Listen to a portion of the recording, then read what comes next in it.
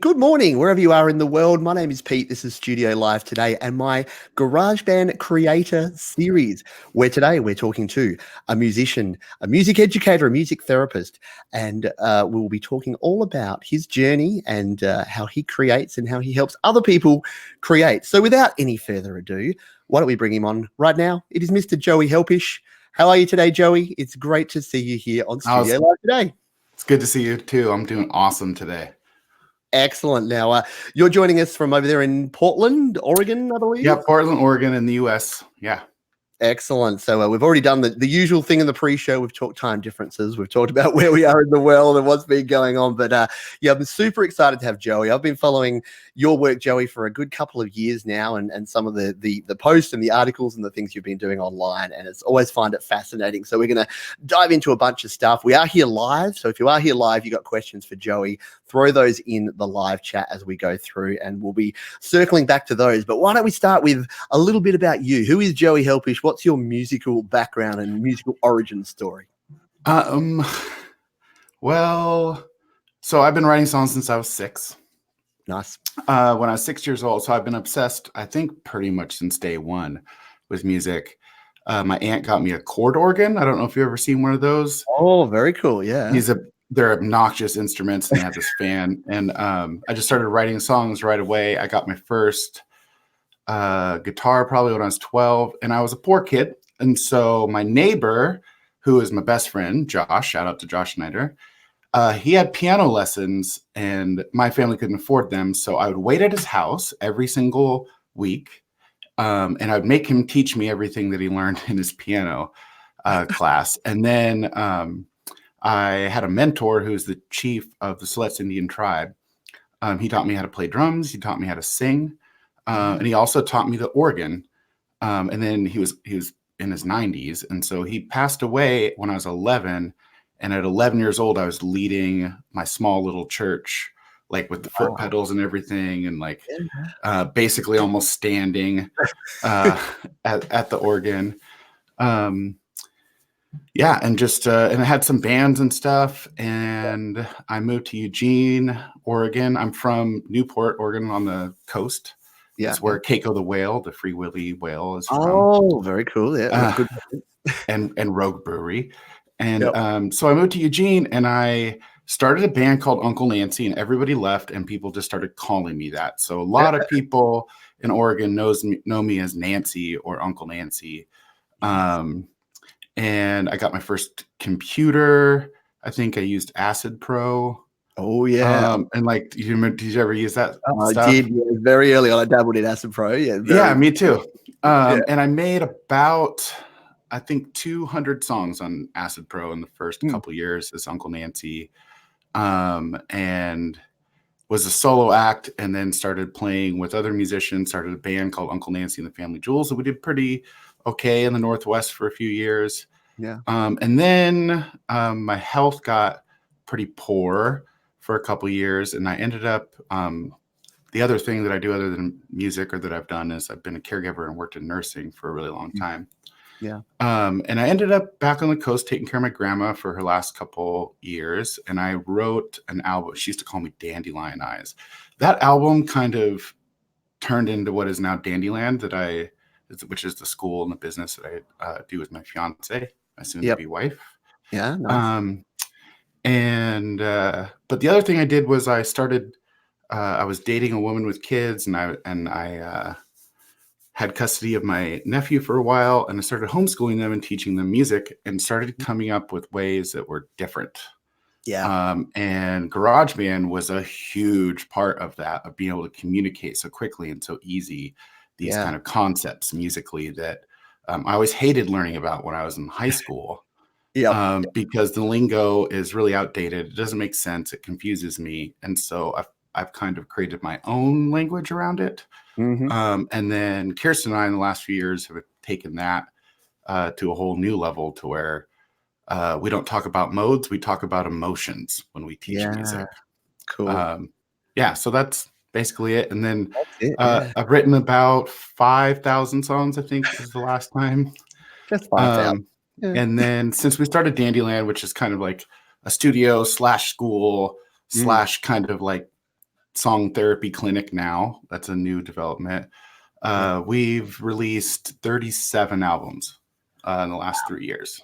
So always making stuff. And every single one of those is done in GarageBand. Oh, so that is so cool. And yeah, I think that the reason that when I started sort of connecting with your content and some of the audio and the text and the video and things that you've been producing over the time, and there's some exciting news on that we'll talk about in a moment about your video side. But yeah, I think what I found is that what I was trying to do, and at that time, I was quite inspired by what you were doing. And to be honest, what you were doing at the time kind of helped mold what I do here on Studio Live today, because I saw what you're doing and I saw what others are doing. And I'm like, too many people are just thinking about creating, recording and releasing music, and they're not actually doing it. And they're either scared, or they've got these fears that they're going into, or they don't think they've got the ability, the talent or the means to do it. And I think that's where GarageBand comes in. And that's where the sort of music education you're doing is so valuable to people, because you're actually directly connecting with folks and actually helping them create music, which I think is awesome. You kind of covered this a little bit about what got you into GarageBand, but what was your sort of first experience? Where did you first sort of download or pick up or start using GarageBand itself? I got an iMac. The old school ones, the ones that look like a little TV. And it wasn't great, but I kind of fooled around with it. I did like some early podcast stuff when podcasting was first starting. But actually my gateway into GarageBand is that I've used Logic for a really long time. I worked with a studio in Eugene that ran everything on Logic, and then Apple bought Logic and then changed GarageBand. And I was like, oh, cool. I kind of know how to use this already. But I don't use GarageBand on a Mac. I don't think I have for probably almost 5 years. It was when I got the iPad 2 that everything kind of changed for me, because of the touch instruments, because I could put it in a key, let's say D minor Dorian, and hand it to an 18-month-old and have her go blah, blah, blah, blah, blah. And like 8 years later, her dad listens to that song all the time, and it's like a really cool memory. Like that was I think that was about 8 years ago. Probably wrong, but that iPad 2 and kids, and I've always been around kids. I have a lot of godchildren. I always used to kind of make the awful joke that like, I hope they don't all go camping and like fall off of a cliff at the same time, because I'll have like 26 kids to take care of. So I've always loved kids. I've always I kind of have a baby face. I think kids like me back. When I was a nanny, I was nanny for a couple of years, and I always used to crack up because people used to tell me, no matter what the kid was, they would say, oh, your kid looks just like you. And I have to be like, no, I look like every baby. So that was really what it was for me, was the iPad and children. That's when I was sold, that I could sit down with an 18-month-old and have this little thing, or I could sit down, which I do every day now, with an 8, 9, 10-year-old and make something really awesome. And I have the privilege of getting to do that every single day now, and it's pretty cool. That is amazing and awesome. And and I think as folks who are regulars on this channel know, I'm all about GarageBand iOS, and I'm starting to teach my kids that. So I'm going to definitely be tapping into Joey's skills and knowledge and finding out how I can further impart that, because it is amazing. And everyone that I've worked with that has got into creating music, being able to just have that sitting on your phone or sitting on your iPad, and just be able to create music and just use the microphone and use the touch instruments. And like you say, you need virtually no musical knowledge. And you were talking to me a little bit, and I'll just delve into this a bit, about some of the phrases and terminology you use. So you're sort of changing up the way that you're actually teaching. Why don't we just sort of segue a little bit here and talk a little bit about how you actually go about that, and some of the methods you use when you're teaching someone that maybe doesn't have that musical background, how to use GarageBand? So we just call it the Dandyland method. And it's based on something called root motives. So the quick story is, my wife to be is very much into like what I call witchy woo woo stuff, universal things and frequency, right? She was like watching some video about how a middle C at 444 hertz represents love. And I walked by and I stopped it and I was like, that's BS, because music is relative. Yeah. That you can make the first note in a major key could represent love, but that could be C or G or E, depending on the distance of notes in the scale. And so what happened after, she was intrigued, and we sat in bed for 3 days, ordered out every single meal. She actually has recordings of these conversations. Wow. And we created root motives. So that is to say, there are do, re, mi, fa, sol, la, ti, do, right? There's 8 notes, really. There's 7 notes in a major scale. The minor scale, all the different modes, they're based off of this 7-note major scale. And each one of them has a chord. We gave each chord a root motive. So love, in fact, I can. Yeah. So in the key of G, the first chord is love, G. Yep. Longing, sorrow, hope, power, despair, transition, and then back to love. So if I love somebody and we just broke up and I long for them to come back, and I hope that they come back, baby, come back to me. I swear it won't happen again. So that's basically that. And it's extremely easy. And also, if you're really a music nerd, you know that what I just did was explain every single mode. So instead of love, we call it Ionian. Instead of longing, we call it Dorian. And I hated trying to teach those to kids. But I can teach those 7 emotional root motives to a kid, and they understand that if they want something that's like really rooted in loving something, their first chord, if it's in the key of G, is G. And incidentally, love, hope, and power, the 1, 4, and 5 of a major key, are extremely popular. Until recently, that's most of the songs are 1, 4, 5. Have you ever heard of the 4 chords? The 1, 5, 6, 4. There's these 4 chords that are a whole bunch of pop songs in the last 50, 60 years.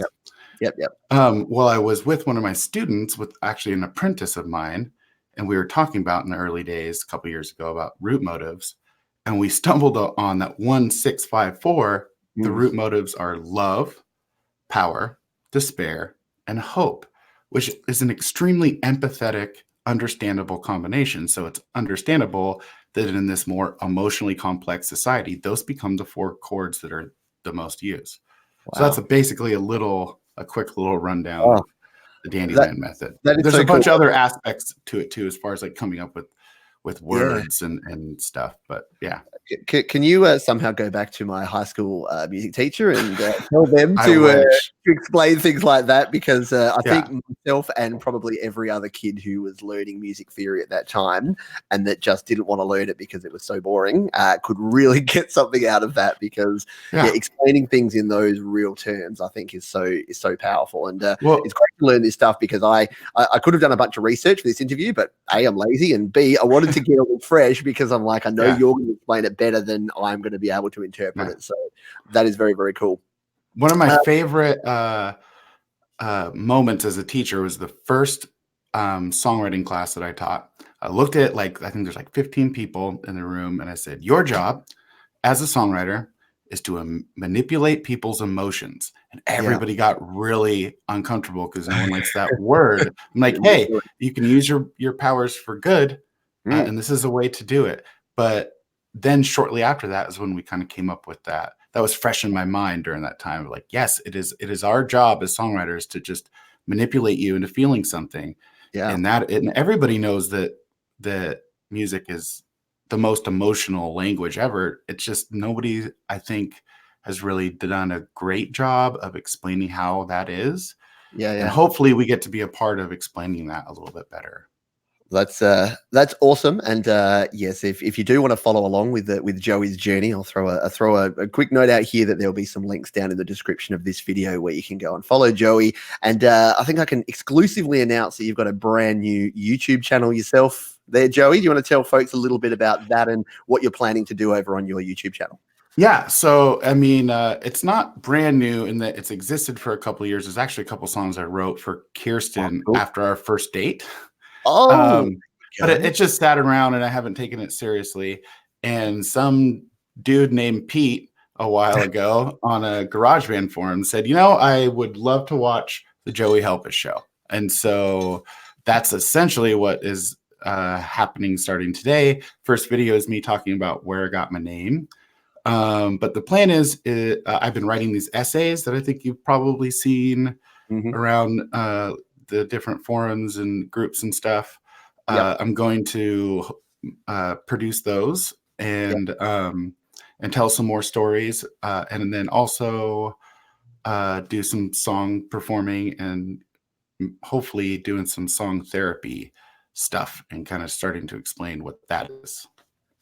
Excellent. That sounds awesome, and I've already subscribed, so I highly recommend that everyone else does the same thing because I'm going to be following along. And yeah, big shout out to Lady Helpish because it was probably her doing that got this Oh interview yeah. happening. Because I posted something on a Reddit forum and I get this comment from someone called Lady Helpish, and I'm like, Helpish, where do I know that name from? And she's like, yeah, I really like this stuff. Oh, by the way, you should totally have Joey on your show. And I'm like, I should totally have Joey on my show. So that's where it came from there. So shout out, Kirsten, is it? That's Yeah, your Kirsten. yeah. So excellent. Good job. You got this happening. So you can be proud of that as well.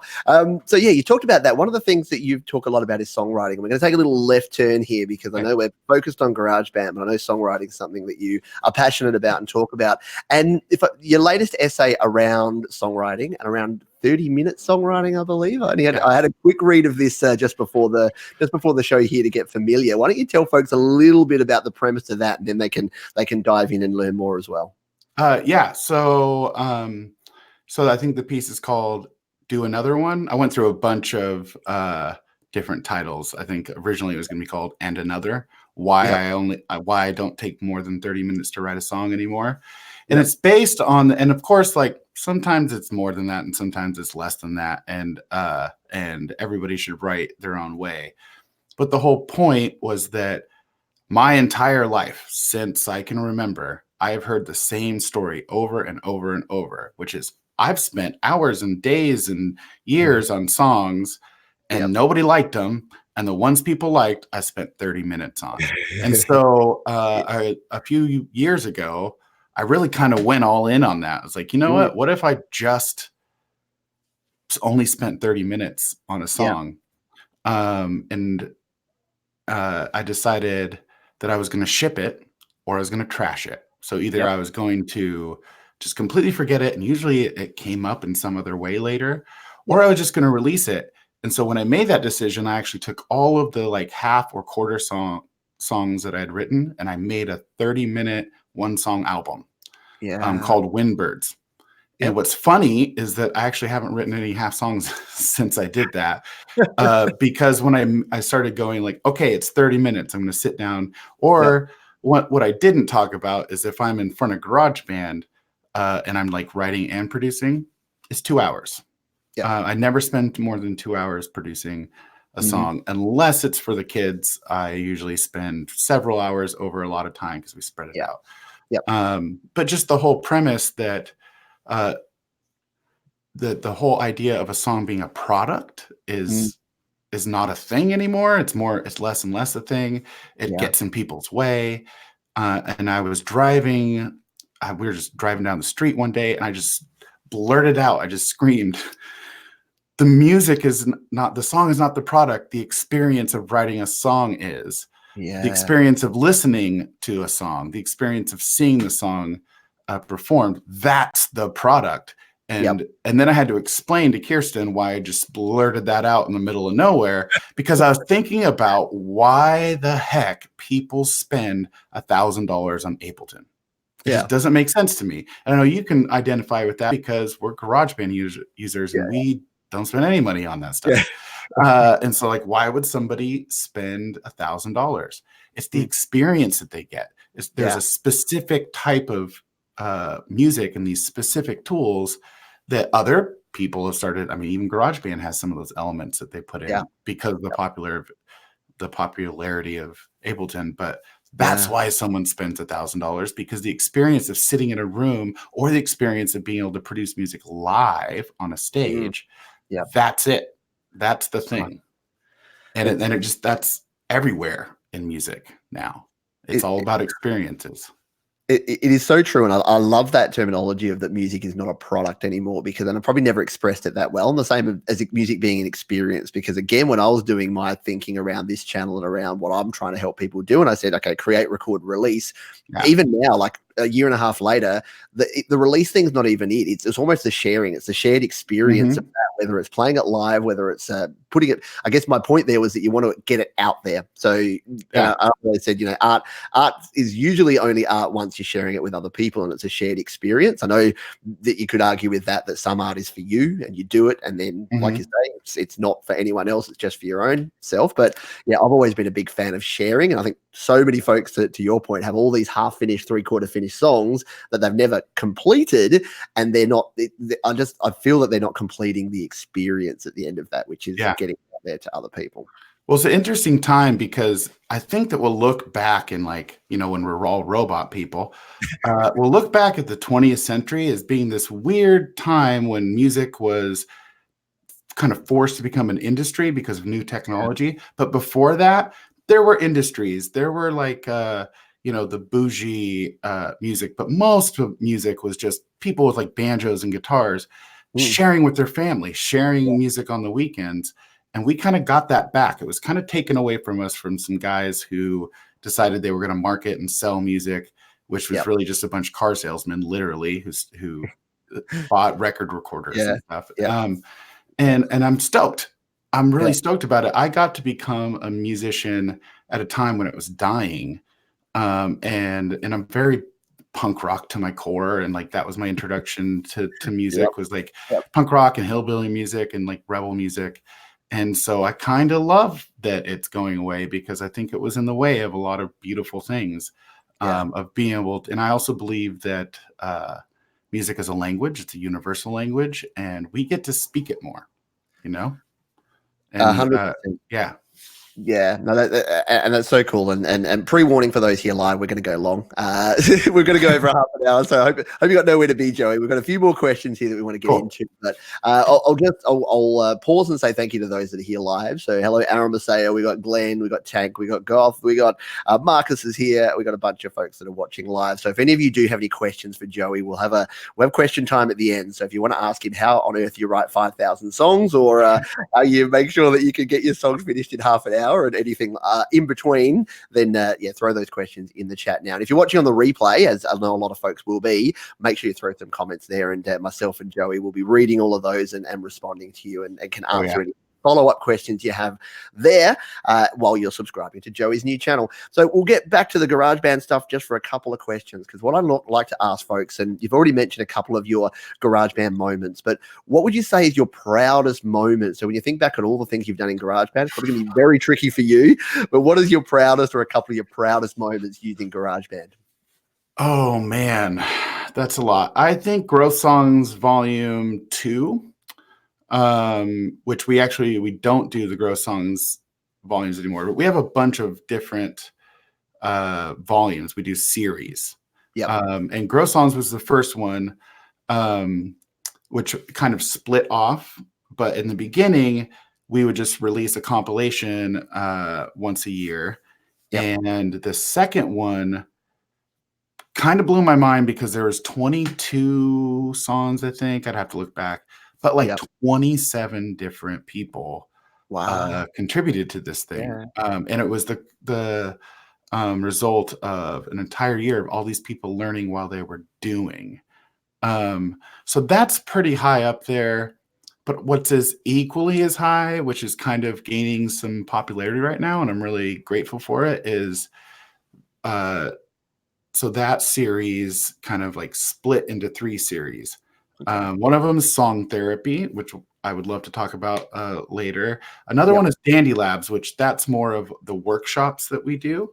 But I just did the final mixes to Volume 2 of Dandy Kids. And so these are all kids. Yeah, cool. And it's the result of it's what happens when you tell kids they can write songs about anything. So Ooh. there are songs about there are protest songs that are kids singing about why they don't like our president.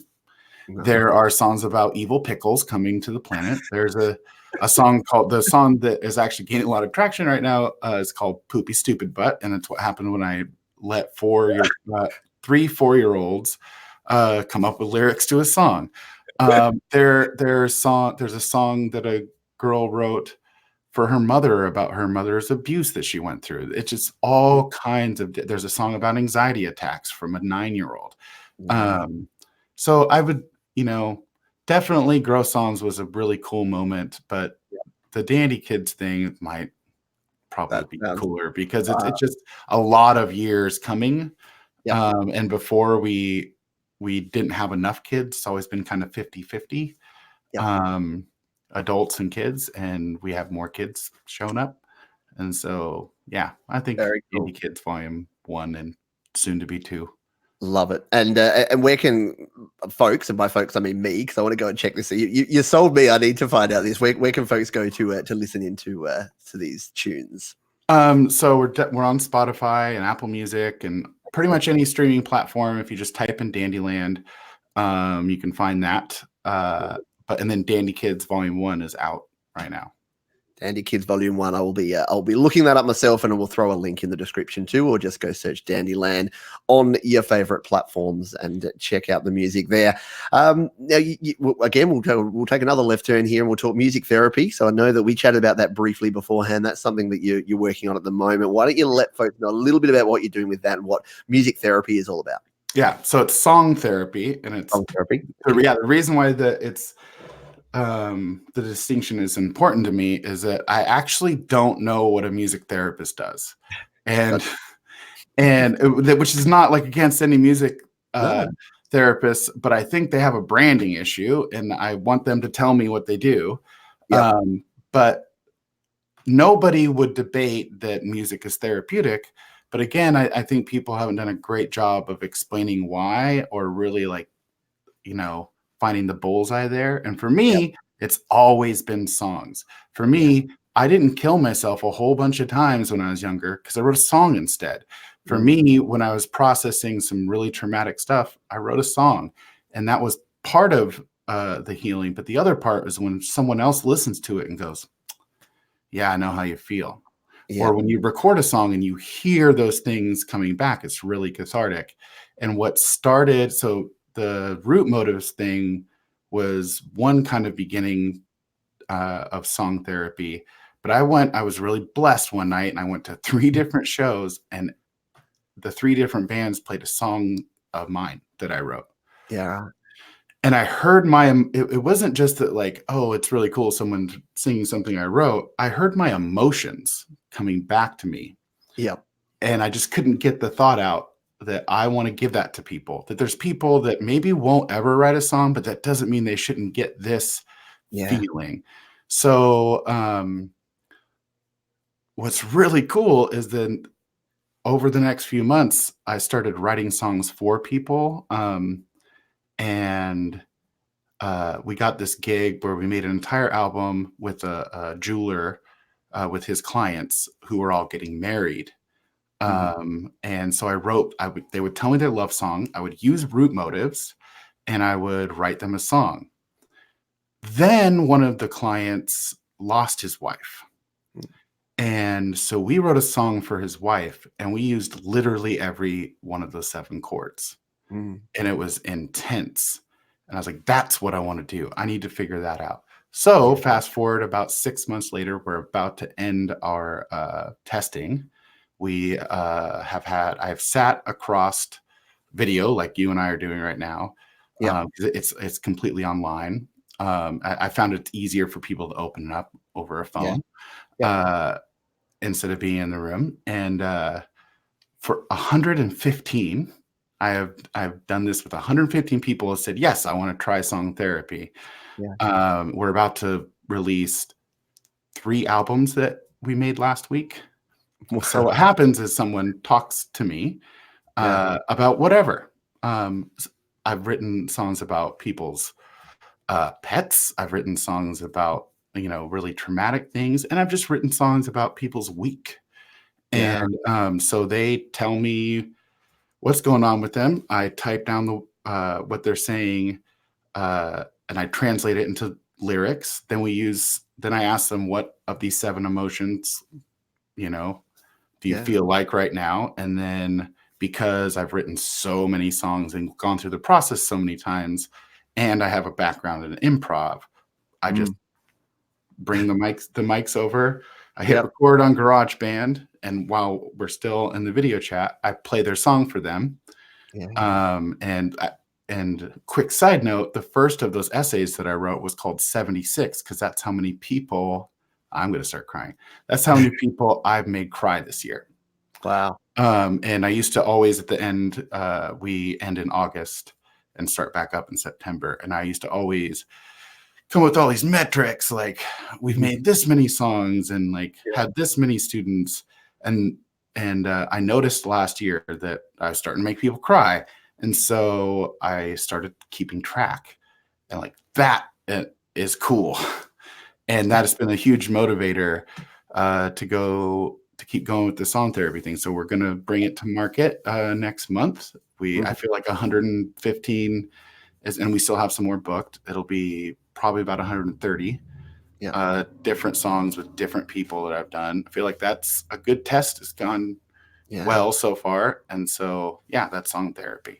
That's I'm glad I asked about that, because that's so cool. And in terms of in the business world, you talk about KPIs, and I'm like, I don't think anyone's ever had a key performance indicator that's number of people made cry. So I think that's right. I call it emotional metrics. Emotional metrics. I love it. So I'm learning some new things, and as I'm going through this, I'm just like, I think I need to be more like Joey and do more of this stuff, which is good. And it's exactly why I wanted to have you on the show, is that I think a lot of this stuff is going to motivate people, and I think people get a little bit stuck in the mechanical process of like, hey, I want to record a song and I want to make a song and then I want to release a song, and how do I do the technical side? And look, that's important. You need to know how to do it, but you also need to know the why factor of why you're doing it and how you're expressing yourself and what it actually means to you. And I think that's more important and a little bit lost. And I think you mentioned it before. We'll look back even on now and just go, I think we missed the boat on some of this stuff, but I think we've got a good opportunity to continue on with this.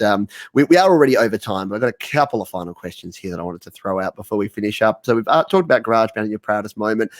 If someone's brand new to GarageBand, so I know a lot of folks that will be watching this are GarageBand experts, probably know more than I do about GarageBand, but for someone starting out or getting into it for the first time, what's your tip for actually getting started in GarageBand? Do as little as possible. So what that means is, like, when I teach people and they're first starting out, we don't change the key, because GarageBand does a great job of, like, C is the easiest. And I don't change the BPM, and I make people pick 2 chords. So this is what you should do. You should pick 2 chords, any 2 chords, make them repeat, make a simple drum. The easiest thing to remember about drums is that the bass starts on the 1 and the 3, and the snare is on the 2 and the 4. Build off of that. Build off of a simple drum beat and simple chords. Write a simple little melody. This is why I love GarageBand again. And when you start the C, it's just the white keys. So play the white keys, come up with something, and make yourself a little 8-bar loop, and then do it again and again and again. And you'll learn little things. Don't, get too crazy, but get a little crazy. Like turn knobs and that kind of thing. But just do it over and over and over again. And you will feel great, because finishing is what makes you finish things. The more you finish things, the more. So just start just as little work as possible. Just make an 8-bar loop with a simple drum beat and 2 chords. That is some of the best advice that I've had. I mean, we've had you're number 7 on this series, and we've had 6 other folks giving some amazing advice and their experience. Yeah, I loved watching it. Yeah, I think that the reason that I love doing these is I learn something new and something different every time. And that's probably the point I want to make. And I know you live by this sort of motto as well, which is that there's not one way to do things. Everyone that's creating, you have different things. You have different things you like to do in your workflow, different experiences that you want to create. And if you can just learn and try different things, and I think I love that you said keep it simple, but then go wacky, turn knobs and dials. Yeah. And I think the problem that we have as more experienced musicians is I was saying this in a stream this morning. I'm like, when you started out, you go, what happens if I put reverb to 100?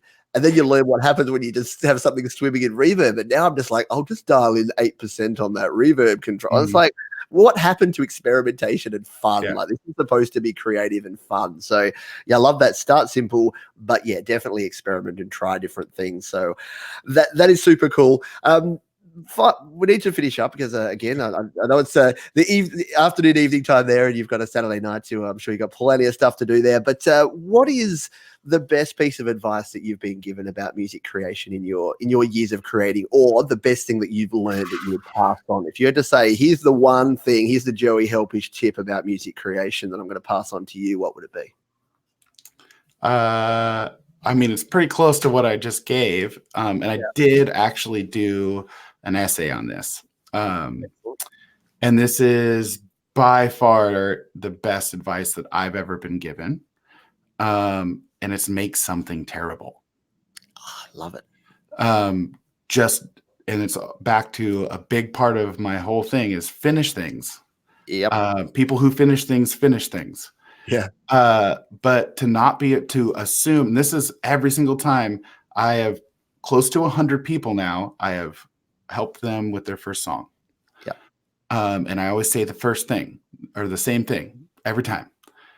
Assume it's going to be terrible and then do it anyway. And I got given that advice actually by my drama teacher. And she just changed my life with that. In middle school. Just assume you're going to suck at it. Yeah. And do it anyway. Yep. So that would be that's the best advice I've ever heard. It's really helped me a lot. That is excellent advice. And obviously I tend to give the same sort of advice to folks because I think that we have this fear of failure, and I was talking about it the other day that in the grand scheme of things, like you don't even have to put it out there, but even if you put out a song and someone says, hey, your song sucks, it's like, what's that on a 1 to 10 scale in life? Is that a 2 or a 3 like maximum? Like, is that and the beauty part is you've finished it and you, like you say, you learn from that and then you do it again. We got unlimited retries. It's like you're playing arcade games in the 80s. You got unlimited quarters here, people. You can keep pumping those quarters in and making new songs and learning from it as you go along. So I love that advice. So we do have one quick question here from someone live, and I like this question, so we're going to have to finish up on this one. But we've got Sebastian here from Colombia says, what is the most important skill for a musician to have these days? So if you were working on your skills as a musician, what would you put out there as the number one skill that you need to create music? So this is a little different from the things I've been saying, actually. Okay. I like it. Scales. Yes. You don't have to understand music theory as like the bourgeois version of it, but you need to understand 2 whole steps and a half, 3 whole steps and a half. You need to understand that is what a major scale is. You need to understand what steps are, that every note. I mean, I hate half steps and semitones. I hate that terminology a lot. I wish we would just say there's 12 notes. But that's not the case. So you have to learn the lingo a little bit, but learn your numbers. Be able to go on stage, and if somebody says this is a 1 1 3 1 7 7 1, that you understand that in the key of A, that's A C A G G A. Yeah, that is. I mean, I went very far on that knowledge and that knowledge alone. And my band was together for nearly a decade in different versions, and we never practiced. We still don't. We play a couple times a year, but we all understand numbers. So learn your scales and learn the numbers. Absolutely. See, and it was great. So thank you, Sebastian, because that did take us off in a different direction. And there's another tip there, which is different from the emotional side. But again, I agree with the basic theory stuff. A lot of people ask me, Pete, do I need to learn theory to be a musician? I said, need's not the right word. Will it help you? Will it be advantageous to you to know that? Absolutely. And yeah, you don't need to know everything. You don't need to know all the stuff that you were talking about before. But yeah, if you know your major and your minor scales, like you say, a little bit about the semitones and the steps and half steps and what chords go with what other chords. And GarageBand is great for that. So GarageBand is a great learning tool because you go to C major, it tells you the chords that you can use in C major, and it puts them there for you. And you can even say, give me just the notes that are going to work in this chord. You can change all that scale stuff. So that is super cool as well. And this is just something that Cody said here. It would be great if it was uploaded in podcast format. Yeah. So I've not actually done podcasting, but I know you have before. So I actually have a podcast. Is that your How to Song podcast? Is that the one that I've listened to before? Yeah, How to Song. I haven't done it in a while, and I'm about to start back again. But whoever asked that question, Cody, I actually want everybody watching this to join me and bugging this guy to start a podcast. I really, really, really think that it would be amazing to be able to listen to Pete doing interviews or just talking in audio form, which is honestly about half the time how I listen to your show. And it's really good audio, and Pete should make a podcast. Bug him about it. Please do, because it's on the list. So every year I sit down and I have a list of things I want to accomplish in the year. Let's just say that Start a Podcast has been on there for about 3 years. So it is time. It is time that I got my butt into gear and did it. It's just one of those things that when you've never done it and it's a new thing. And I think it's easier now, and I'll probably be hitting you up for advice. But back in the day, it was RSS feeds and it was submitting to iTunes. It was a bunch of headaches that I was just like, oh, now you got Anchor. Anchor's like the GarageBand of podcasting. So. That's what I need to get onto. I've seen you using Anchor, and I'm like, I've got to get onto that. So there you go. Amaraseo, who's one of my great supporters here, says yes, Pete, create a podcast. So there you go. Studio Live weekly. Let's just say it's happening. Hold me accountable, everyone here. Let's do it. Do that. It has been an absolute pleasure having you here today, Joey. I think that the folks here have learned a lot from you. I've learned a lot from you and can't wait to continue following your journey as you go along here. So I wanted to thank you again. Do you have any final words for our viewers here on Studio Live today before we finish up? I definitely want to, first of all, just say thank you so much. A lot of the stuff from your videos I've taught to students.